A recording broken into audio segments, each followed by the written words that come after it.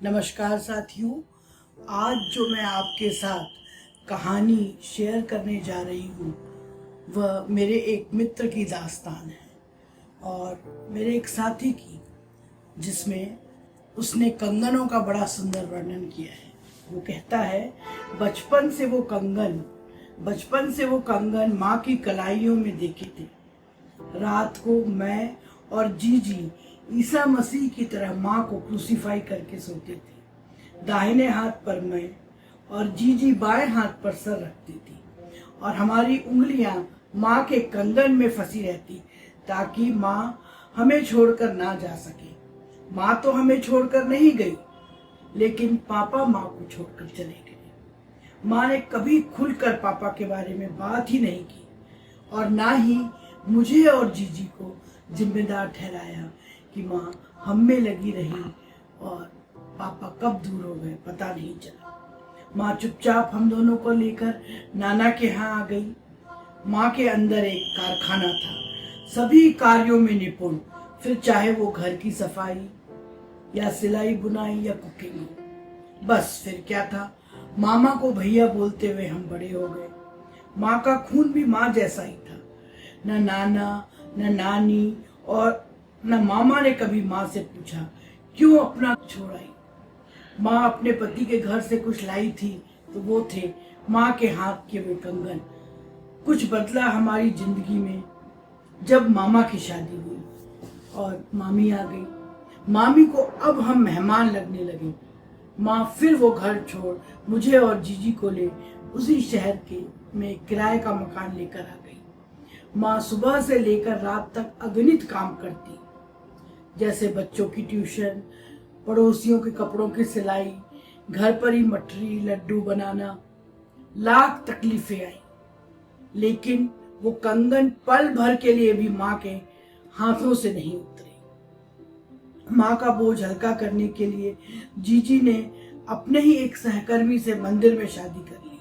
जब पति को लेकर वो माँ से मिलने आई तो माँ ने बरसों से जमा किए रुपयों में से 30,000 जीजी के हाथ में रखे, लेकिन वो कंगन नहीं उतरे। मैं माँ की मेहनत और कुछ अपनी लगन से इंजीनियर बन गया। नौकरी भी लगी और छोकरी भी मिली, लेकिन उसे भी माँ में खोट नजर आया। मुझसे कहती, इतनी ही अच्छी होती तुम्हारी माँ तो पति से क्यों नहीं निभा पाई। माँ की चुप्पी और ये व्यर्थ का स्वाभिमान कई बार मुझे भी कचोटता।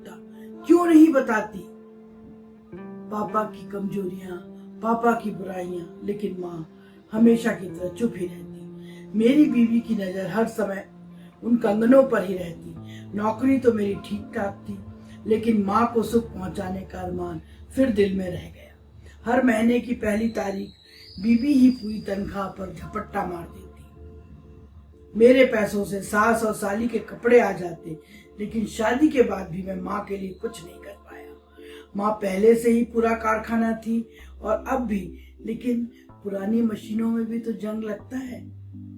शायद ये मैं भूल गया था। अभी भी जीजी के सारे तीज त्योहार माँ अपनी छोटी सी कमाई से ही करती। मेरी बीबी को हर समय भय रहता कि वो कंगन कहीं दीदी की बलि न चढ़ जाए, पर ऐसा कुछ नहीं हुआ।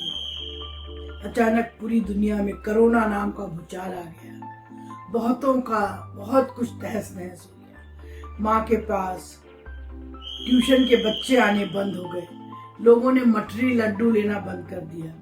मेरी तनख्वाह रुक गई। बीबी ने हाहाकार मचाना शुरू कर दिया। माँ को मुझ पर दया आई और उन्होंने बरसों से सहेजे हुए जड़ाऊ कंगन मुझे उतार कर दी और कहा, जा बेटा जा, इसे गिरवी रख, घर की जरूरतों को पूरा कर, बेचना नहीं, बाद में मैं काम कर इसे छुड़ा लूंगी। मैं साहूकार ढूंढता, इससे बीबी ही ठीक पुरानी पिक्चर के कन्हैया लाल की तरह लाला बन गई।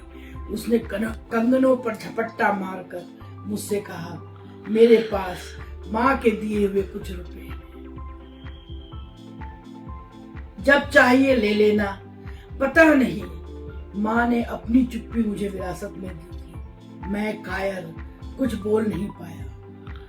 माँ एक मधुमक्खी की तरह दिन रात काम में लगी रही, आशा थी कि उसके हाथ के उतरे हुए कंगन छुड़ा लेगी। कंगन हाथ से उतारने के बाद माँ की सेहत भी गिरते जा रही थी और खाना पीना भी ना के बराबर हो चला था। लेकिन माँ की आंखों में आस थी कि कभी न कभी वो कंगन छुड़ा लेगी।